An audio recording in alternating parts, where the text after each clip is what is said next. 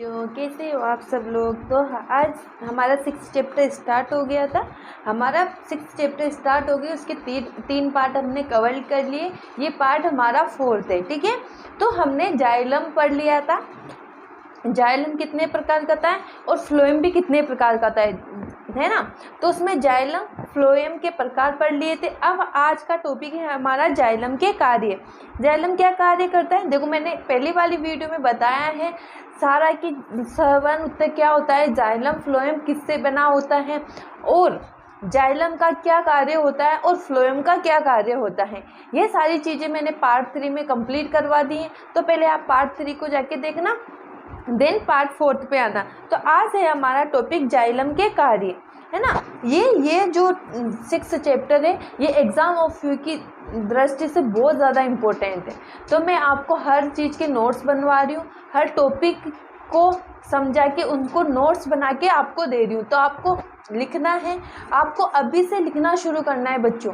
जब तक आप अभी से लिखना स्टार्ट नहीं करोगे तब तक आपको समझ में भी नहीं आएगा और बाद में जाके बहुत ज़्यादा लिखना पड़ेगा और एग्ज़ाम में उसी का नंबर मिलते हैं जो लिखता है। एग्ज़ाम में लिखना ज़रूरी होता है, ठीक है। तो आज का अपना टॉपिक है जाइलम के कार्य। जाइलम क्या करता है, जाइलम क्या करता है, जाइलम जड़ों के ऊपर जो रोम जैसी संरचना होती है ना, बाल जैसी संरचना होती है, उनके द्वारा जल और खनिज लवणों का अवशोषण करता है और पत्तियों तक पहुंचाने का कार्य करता है ना। पत्तियों तक पहुंचाने का कार्य कौन करता है, जाइलम करता है।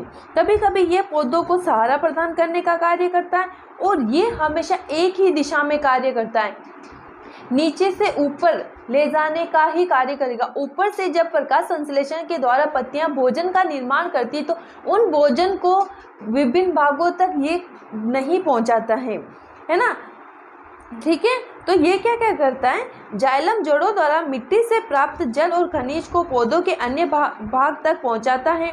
ये पौधों में सहारा प्रदान करने का काम भी करता है।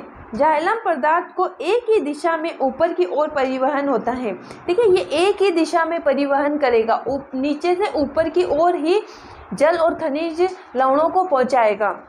ये पौधों को यांत्रिक मजबूती भी प्रदान करता है। अब अगला टॉपिक आता है अपना फ्लोएम। मैंने जाइलम का पूरा टॉपिक कवर करवा दिया है ना, ठीक है। फ्लोएम भी एक प्रकार का सहवन उत्तक है। सहवन उत्तक क्या होता है, जब जाइलम और फ्लोएम मिलकर एक तंत्र का निर्माण करते हैं। जाइलम और फ्लोएम मिलकर जब एक तंत्र का निर्माण करते हैं तो हम उसको सहवहन तंत्र या सहवन उत्तक बोलते हैं। यह सहवन बंडल का निर्माण करता है। फ्लोएम 4 प्रकार के घटकों से मिलकर बना होता है। चालनी नलिका छिद्रित भित्ति वाली तथा नलिकाकार कोशिका होती हैं। इसकी कोशिकाएं जीवित होती हैं। चालनी नलिकाएं क्या होती है, छिद्रित होती हैं और नलिका के रूप में होती है, इसीलिए हम इनको चालनी नलिकाएं कहते हैं। इनकी कोशिकाएं क्या होती हैं, जीवित होती हैं। सहकोशिकाएं, ये जीवित कोशिकाएं होती हैं तथा चालनी नलिका के साथ स्थित होती है। मतलब सहकोशिकाएं और चालनी नलिकाएं कहाँ होती है, पास पास में जुड़ी होती है। ये कोशिकाएं लंबी, सकड़ी, सघन जीव द्रव्य एवं बड़े केंद्रक वाली होती है और इनमें एक केंद्रक पाया जाता है। ये जीवित क्यों होती हैं, चालनी नलिकाएं और सहकोशिकाएं नलिकाएं जीवित क्यों होती है, क्योंकि इनमें एक केंद्रक पाया जाता है और केंद्रक भी छोटा नहीं, अभाज्य नहीं, अगुणित नहीं, एक बड़ा सा केंद्रक पाया जाता है। उसके चारों तरफ जीव द्रव्य होता है जो सघन रूप में होता है। फ्लोएम रेशे, ये बाल के समान संरचना होती हैं जो दृढ़ता प्रदान करती है। इनकी कोशिकाएं मृत होती हैं। ये स्क्लेरेनकाइमा के रेशे दृढ़ता प्रदान करती है। ये स्क्लेरेनकाइमा मैंने पहले पढ़ा दिया है, तो आप पहले वाले पार्ट को जाके देखना, आपको सब कुछ मिल जाएगा। फ्लोएम पेरेन्काइमा, ये भोजन का संग्रहण एवं धीमी गति से उनका सहवहन करता है। फ्लोएम पेरेन्काइमा क्या करता है, भोजन का संग्रहण करता है। जब पत्तियों के द्वारा प्रकाश संश्लेषण की क्रिया द्वारा भोजन का संश्लेषण किया जाता है तो उनका संग्रहण फ्लोएम पेरेन्काइमा में होता है। फिर धीरे धीरे आवश्यकता के अनुसार पौधों को विभिन्न भागों तक पहुंचाया जाता है। फ्लोएम के कार्य, फ्लोएम पौधों की पत्तियों में प्रकाश संश्लेषण द्वारा बने भोजन को पौधों के अन्य भागों तक पहुंचाता है। बस ये देखो, नीचे से मृदा से या मृदा के में जल और खनिज के अवलवणों को अवशोषण कर पौधों तक कौन पहुंचाता है? जाइलम पहुंचाता है। और पत्तियों के द्वारा जो भोजन बनाया गया है उसको पौधों के विभिन्न भागों तक पहुंचाने का कार्य कौन करता है? फ्लोएम करता है। फ्लोएम जाइलम के असमान पदार्थों को कोशिकाओं में दोनों दिशाओं में गति करा सकता है। ठीक है, तो ये क्या करता है? जैसे जाइलम तो एक ही दिशा में गति करा रहा था ना, हमने देखा कि जाइलम सिर्फ नीचे से खनिजों का अवशोषण कर ऊपर तक पहुंचाता है, लेकिन फ्लोएम क्या करता है? ऊपर से जो पदार्थ होते हैं उनको नीचे भी लाता है और नीचे से कुछ असमान पदार्थ होते हैं उनको ऊपर भी ले जाता है। फ्लोएम का कोई यांत्रिक कार्य नहीं होता, ये कोई यांत्रिक सहायता प्रदान नहीं करता है। अब आता है अपना जाइलम और फ्लोएम में अंतर, ये भी पूछा जाता है, ये बहुत इम्पोर्टेंट है, इसको आप इम्पोर्टेंट करके लिख लेना, ये ज़्यादा इम्पोर्टेंट है। ठीक है, मृत कोशिकाएं होती हैं। जाइलम की जो कोशिकाएं होती हैं वो मृत कोशिकाएं होती हैं, जबकि फ्लोएम की जीवित कोशिकाएं होती हैं। क्यों होती है? क्योंकि इनमें केंद्रक उपस्थित होता है, जबकि जाइलम में केंद्रक उपस्थित नहीं होता है। इनकी भित्ति मोटी होती है, कोशिका भित्ति सामान्यतः पतली होती है। कोशिका भित्ति कैसी होती है? जाइलम में मोटी होती है, जबकि फ्लोएम में कौन सी होती है? पतली होती है। वाहिनिका और वाहिका पाई जाती है, इसमें चालनी कोशिकाएं और सहचरी कोशिकाएं पाई जाती हैं। इनमें कोशिका द्रव्य नहीं होता, इसमें कोशिका द्रव्य प्रेजेंट होता है, क्योंकि इसमें जब केंद्र प्रेजेंट होगा तो उसकी रक्षा के लिए या उसको पोषण या प्रदान करने के लिए कोशिका द्रव्य उपस्थित होता है। अब आता है अपना, ये खनिज और जल का सहवहन करता है, ये पादप से निर्मित भोजन का सहवहन करता है। पढ़ लिया हमने सारे टॉपिक, क्लियर है? सहवन केवल एक दिशा में होता है, पढ़ा ना? जाइलम में केवल सहवन नीचे से ऊपर की ओर होता है, जबकि सहवन नीचे ऊपर नीचे दोनों दिशाओं में होता है। केवल जाइलम पेरेन्काइमा की कोशिकाएं जीवित होती, इसमें फ्लोएम फाइबर की कोशिकाएं मृत होती। इसमें सिर्फ जाइलम पेरेन्काइमा की कोशिकाएं ही जीवित होती है, जबकि इसमें फ्लोएम फाइबर की कोशिकाएं ही मृत होती, बाकी सबकी जीवित होती है। अब आता है अपना जंतु ऊतक। जंतु ऊतक, जंतुओं में ऊतक किसके बने होते हैं? कोशिकाओं के। जब कोशिका हमारे शरीर की संरचनात्मक और मूलात्मक किस इकाई किसे कहा गया है? कोशिका को कहा गया है। जब हमारे शरीर में कोशिकाएं एक से अधिक मिलकर समूह का निर्माण करती हैं तो हम उसी को ऊतक बोलते हैं। प्रत्येक कोशिकाओं का अलग अलग कार्य होता है, या प्रत्येक ऊतक कोशिकाओं का अलग अलग कार्य होता है। जंतु कोशिकाओं से बने ऊतकों के समूह को जंतु ऊतक कहते हैं। हमारे शरीर में कुछ विशेष कोशिकाएं होती हैं जिन्हें हम पेशीय कोशिकाएं कहते हैं। पेशीय कोशिकाओं का फैलना और सिकुड़ना अंगों को गति प्रदान करता है। जब पेशियां फैलती और सिकुड़ती हैं तो हमारे अंगों को गति प्रदान होती है। जंतु ऊतक कितने प्रकार के होते हैं? संयोजी ऊतक, पेशीय ऊतक, एपिथेलियम ऊतक और तंत्रिका ऊतक। तो सबसे पहले अपना एपिथेलियम ऊतक, जंतु के शरीर को ढकने या बाहर रक्षा प्रदान करने वाले ऊतक एपिथेलियम ऊतक कहलाते हैं। ये शरीर के सबसे बाहर की साइड पाए जाते हैं, जो क्या करते हैं? हमारे शरीर को रक्षा प्रदान करते हैं या हमारे शरीर को ढकने का कार्य करते हैं। एपिथेलियम शरीर के अंदर स्थित बहुत से अंगों और गुहिकाओं को ढकते हैं।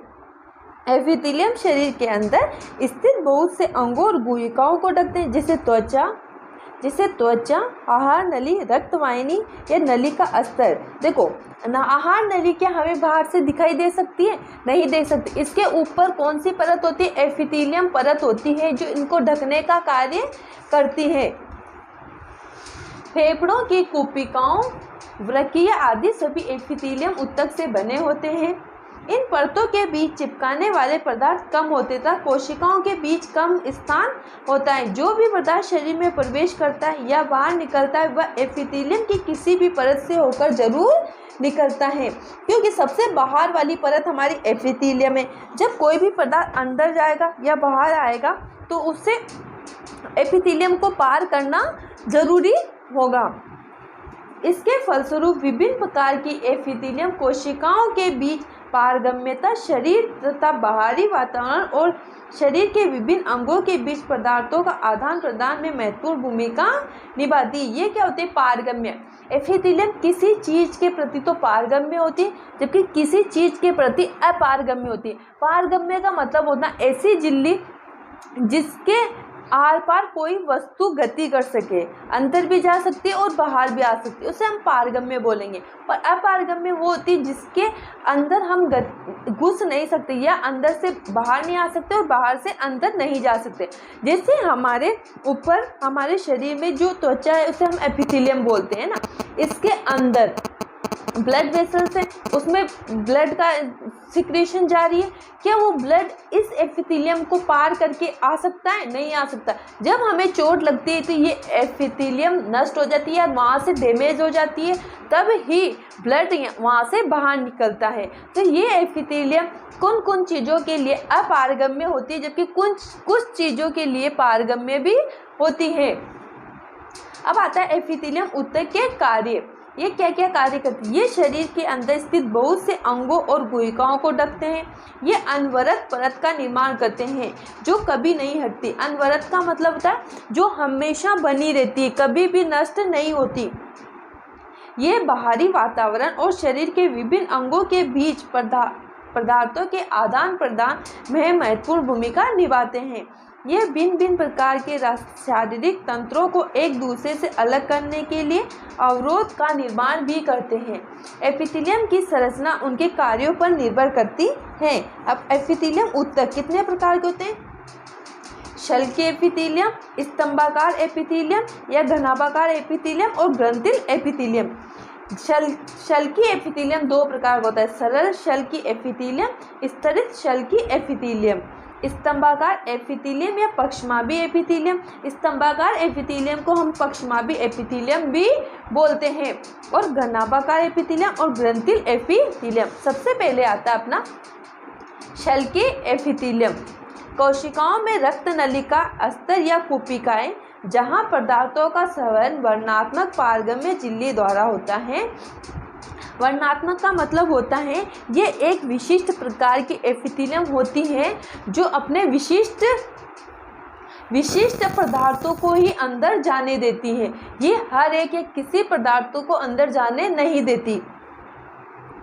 जहाँ पर चपटी एपिथेलियम ऊतक कोशिकाएं होती हैं, इनको सरल शल्कीय एपिथेलियम कहते हैं। सरल शल्कीय एपिथेलियम के गुण, ये अत्यधिक पतली और चपटी होती हैं तथा कोमल अस्तर का निर्माण करती हैं। क्या होती है? एक तो अत्यधिक पतली होती हैं और चपटी होती हैं, कोमल स्तर का निर्माण करती हैं। आहार नली तथा मुंह का अस्तर शल्कीय एपिथेलियम से ढका होता है। शरीर का रक्षात्मक कवच तथा त्वचा शल्कीय एपिथेलियम से बनी होती है। ठीक है। त्वचा की एपिथेलियम कोशिका इनको कटने तथा फटने से बचाने के लिए कई परतों में व्यवस्थित होती है। हमारी चमड़ी जो होती है ना, हमारी जो चमड़ी होती है, इसके अंदर 3-4 लेयर और होते हैं। अब आता है अपना स्तंभाकार या पक्षमाभी एपिथेलियम। पक्षमाभी का मतलब होता है सीलिया, जहाँ अवशोषण और स्राव होता है, जिसे आंत के भीतरी स्तर में जहाँ लंबी एपिथेलियम कोशिकाएं मौजूद होती है। स्राव मतलब जिसे हमारे भोजन को हम मुख द्वारा ग्रहण करते हैं, वो आहार नली के थ्रू कहाँ पे जाता है? ग्रसनी में जाता है, फिर ग्रास नली में जाता है, उसके थ्रू अम्माशय में जाता है और अम्माशय में उसका पाचन हो जाता है। अम्माशय से वो छोटी आंत में जाता है, तो छोटी आंत में पक्षमाभ पाए जाते हैं जो भोजन में, जैसे विटामिन हो गया, प्रोटीन हो गया, वसा, कार्बोहाइड्रेट, उनका अवशोषण किसके द्वारा होता है? पक्षमाभ के द्वारा होता है। ठीक है। देखो, जैसे आंत की भीतरी स्तर में जहाँ लंबी एपिथेलियम कोशिकाएं मौजूद होती हैं, इस प्रकार की एपिथेलियम को पक्षमाभी या स्तंभाकार एपिथेलियम कहते हैं। इसका क्या कार्य होता है? यह स्तंभाकार एपिथेलियम को अवरोध को पार करने में सहायता प्रदान करती है। सांस नली में स्तंभाकार एपिथेलियम ऊतक में पक्षमाभ होते हैं, जो एपिथेलियम ऊतक की कोशिकाओं की सतह पर बार जैसी संरचनाएं होती हैं। ये पक्षमाभ गति कर सकते हैं तथा इनकी गति श्लेष्मा को आगे रूपांतरित करके साफ करने का कार्य करती हैं। अब आता है अपना घनाभाकार एपिथेलियम। ये एपिथेलियम उत्तक घनाकार होते हैं, मतलब इनकी कोशिकाएं एक दूसरे से सटी होती है, इनके बीच कोई रिक्त स्थान नहीं पाया जाता। घनाभाकार एपिथेलियम वर्गीय नली तथा लार ग्रंथि की नली के स्तर का निर्माण करता है, जहां उसे यांत्रिक सहायता प्रदान करते हैं। यांत्रिक सहायता, क्योंकि इनके बीच जब कोई रिक्त स्थान नहीं पाया जाता तो ये क्या करते हैं, यांत्रिक सहायता प्रदान करती है। ग्रंथिल एपिथेलियम, कभी कभी एपिथेलियम उत्तक का कुछ भाग अंदर की ओर मुड़ा होता है तथा बहुकोशीय ग्रंथि का निर्माण करता है, ग्रंथिक एपिथेलियम कहलाते हैं। क्या करता है, जब एपिथेलियम का कुछ भाग अंदर की ओर मुड़ जाता है तो एक ग्रंथि का निर्माण होता है, या ग्रंथि जैसी संरचना का निर्माण होता है, तो हम उसे ग्रंथिल एपिथेलियम कहते हैं। अब आता है अपना संयोजी ऊतक। संयोजी ऊतक की कोशिकाएं आपस में कम जुड़ी होती हैं तथा अंतराकोशीय आधात्री यानी मैट्रिक्स में धसी होती हैं। यह आधात्री जेली की तरह तरल, सघन तथा कठोर हो सकती हैं।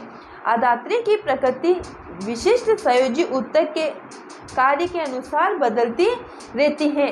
तो ये हमारा आज का यहाँ तक ही हम कंप्लीट करेंगे संयोजी ऊतक तक। मैं आपको इसीलिए कम पढ़ाती हूँ क्योंकि आप नोट्स बनाते हुए चलो, आपको लिखने में कोई दिक्कत ना हो।